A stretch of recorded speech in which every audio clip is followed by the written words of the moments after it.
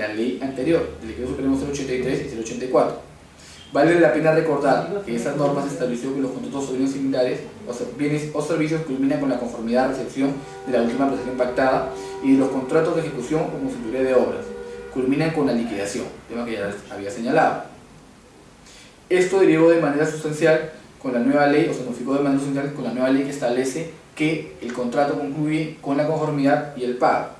Sin embargo, lo importante de ese tema es justamente respecto a si es posible someter a arbitraje aquellas controversias producidas por el incumplimiento de los pagos que son de cargo de la entidad y que suscitan después de haberse otorgado la conformidad de la recepción de la prestación.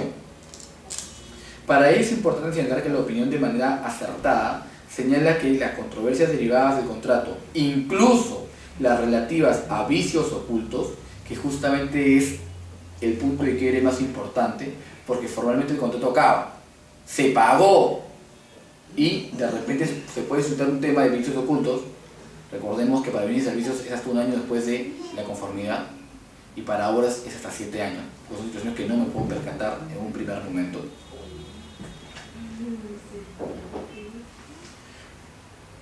Incluso de vicios ocultos puede resolverse mediante arbitraje.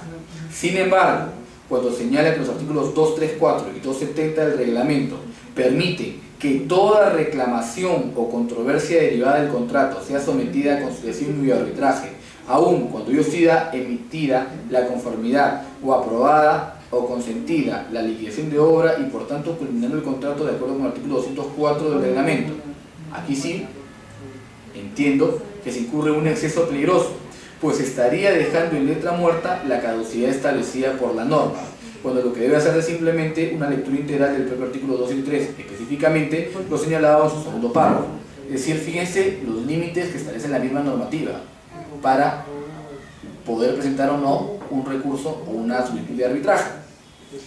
Las controversias relativas al consentimiento de la liquidación final de los contratos de consultoría y ejecución de obras o respecto a la conformidad de recepción en el caso de bienes y servicios, así como el incumplimiento de los pagos que resulten de las mismas, también serán resueltas mediante arbitraje. Sin efectuar esa temeraria conclusión que deroga en la práctica la caducidad establecida en la ley, de la lectura de esta norma se puede concluir de manera categórica que por mandato del reglamento se estableció lo siguiente. 1. Las controversias relativas a si la liquidación del contrato, su conformidad para bienes y servicios, resulta aplicable,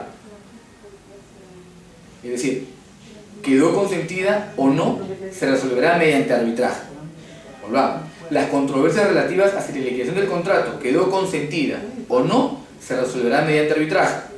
Esto atendiendo a la amplitud de competencia del tribunal, que sobre la base del principio competens deberá definir si la liquidación quedó o no consentida y por tanto si resulta o no competente para resolver las controversias sometidas a su conocimiento. Es decir, acá estamos ante un elemento de estoy justamente impugnando si quedó o no quedó consentida la liquidación, y eso obviamente ya sería un plazo posterior a la conformidad, a la liquidación y a los 15 días hábiles que establece el reglamento.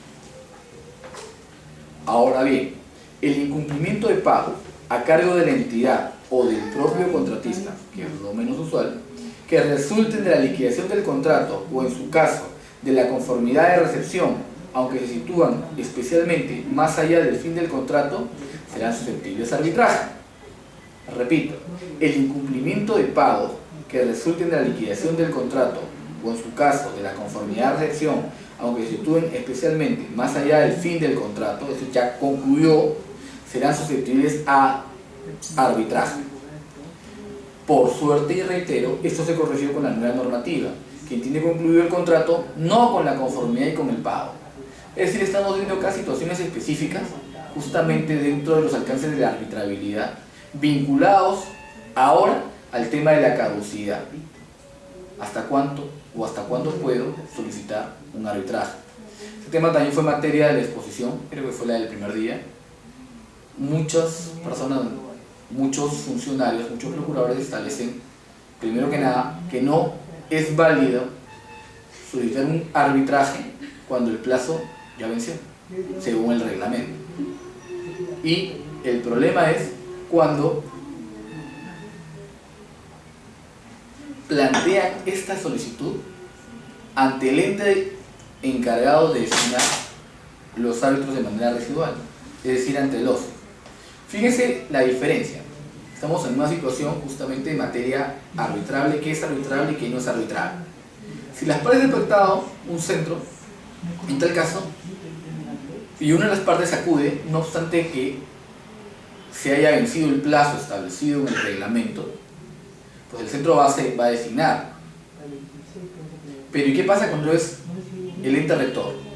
OCE es una entidad pública y delega de manera residual o designa de manera residual los árbitros.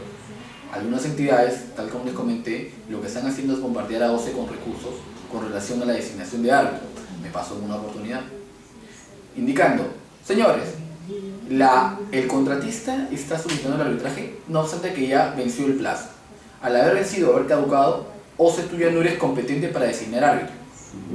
Y OCE es una entidad pública que depende justamente, también está regulado en función de la responsabilidad de sus funcionarios, con lo cual le ponen un parche al funcionario. Situación de ventaja que no centros de arbitraje, porque si presenta el mismo escrito, el centro de arbitraje fácilmente puede decir, señores, de conformidad con el principio competence, el único facultado para establecer si procede o no procede el arbitraje es el árbitro. Ergo, primero nos instalamos, se inicia el proceso arbitral y el árbitro decidirá si es competente o no es competente, si la solicitud se presentó dentro del plazo o no. No quiero pronunciarme con relación al tema si el plazo del reglamento es de caducidad o no, o si opera el plazo de la ley y no del reglamento. Es un tema puntual que entiendo cada árbitro lo desarrollará en función a su mejor manejo de la normativa. Yo tengo mi posición personal y en este momento no la puedo trasladar, pero el tema es importante aquí con relación a la posibilidad de que el centro de arbitraje pueda aplicar ese criterio, pero el OCE es una entidad pública y ante una situación de ese tipo, una entidad o un procurador válidamente la va a bombardear de recursos y la situación es un poco más complicada porque aquí estamos hablando de situaciones de responsabilidad. ¿Y qué va a pasar acá? Me bombardea de recursos, yo soy funcionario de OCE, estoy designado a un árbitro, ya lo designé y de repente me llega una carta, no puedo ir a la audiencia de instalación porque esa solicitud de arbitraje debe haber sido rechazada. Y aquí hay un tema sumamente complicado, ¿no? El ente rector de contrataciones debe aplicar el principio competence o debe manejar el tema de designación de árbitros como un procedimiento administrativo más regulado en su turno. Porque si es un procedimiento administrativo se va a guiar por la normativa o por la ley general de procedimientos administrativos. Y entonces, los principios de arbitraje, ¿dónde quedan? Desde mi humilde percepción, y aquí sí doy mi criterio, es que el OCE es un organismo que actúa de manera o designa de manera residual. Y en tal sentido, su función es designar a un árbitro, no hacer valer un procedimiento administrativo, menos aún cuando, de conformidad con el mismo reglamento de contrataciones, se establece que la resolución mediante la cual el OCE designa a un árbitro es inimpugnable. Entonces ya no hay vuelta para atrás. Administrativamente el caso está cerrado. Y con relación al tema, si el árbitro es competente o no es competente, o si la controversia fue sometida dentro del plazo o fuera del plazo, aquí la única persona que se puede pronunciar al respecto es el árbitro o el tribunal arbitral. No hay otro. Ya el OCE cumplió con designar. Entonces debe continuarse el procedimiento. No se puede parar un procedimiento, no se puede parar la siguiente etapa, porque el ente rector de manera residual designa a un árbitro, correcto, pero formalmente en este caso el arbitraje debe funcionar cuando se instale. Y aquí viene el tema. Mientras se presente ese recurso no se debe instalar, porque no se tiene que pronunciar.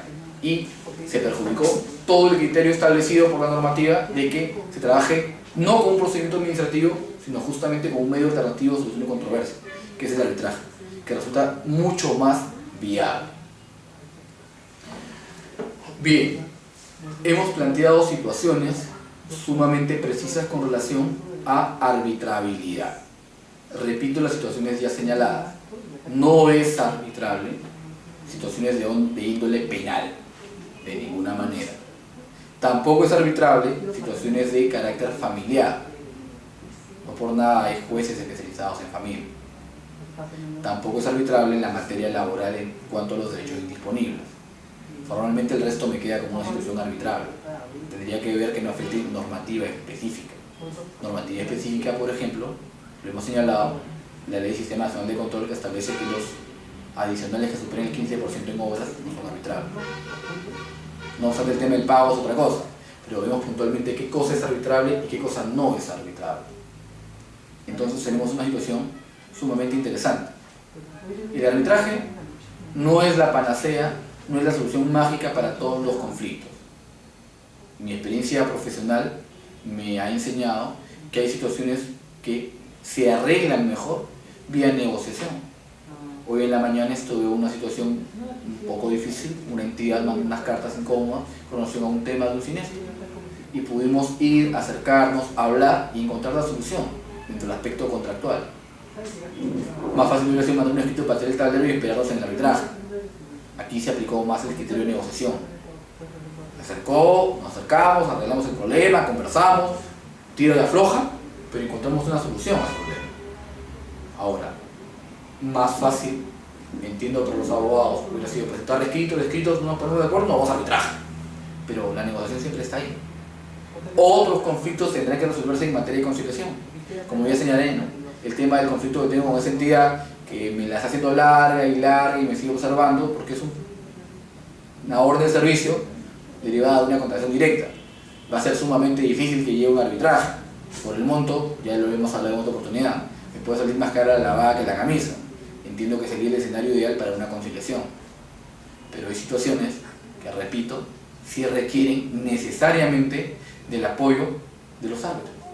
Porque las partes no están en un nivel de manejar el conflicto, o el conflicto es demasiado grande y requiere un nivel especializado. Y ese nivel especializado lo van a determinar los árbitros e inclusive, muchas veces, con el apoyo de otros profesionales.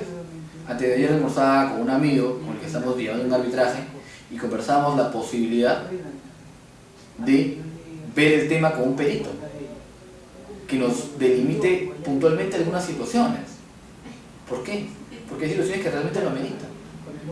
La idea es, las partes no lo han pedido, correcto, pero los árbitros queremos ir más allá, encontrar una verdad que me permita resolver un conflicto de manera objetiva. Y justo conversábamos con mi amigo y me decía, no hay nada más triste que resolver un arbitraje aplicando el criterio no se ha acreditado de manera probatoria la posición, no se ha acreditado documentalmente de manera adecuada la posición. Es decir, no te puedo dar la razón porque no me presentas medios probatorios. Hoy en la mañana, conversando con otro amigo árbitro, con relación a una temática de mi entidad o de mi empresa, lo veíamos. Y me dice, sí, pues, pero no lo han demostrado con medios probatorios.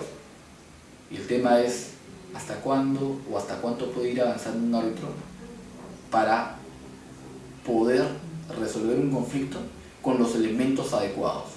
¿Me debo basar en la lectura de papeles o puedo ir más allá? Independientemente de que, primero que nada, la materia tiene que ser arbitrable, eso es clarísimo, correcto. Pero ¿cuánto más puedo ir?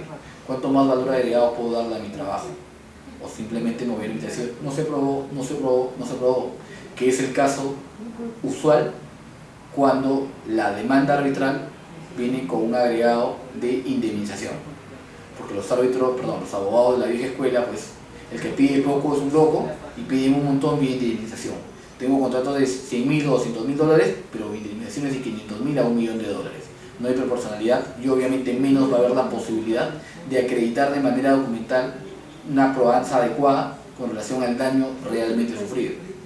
El criterio que manejo yo como árbitro y que manejamos, entiendo, el 99.9% de los árbitros es solamente puede indemnizar el daño que efectivamente se haya acreditado.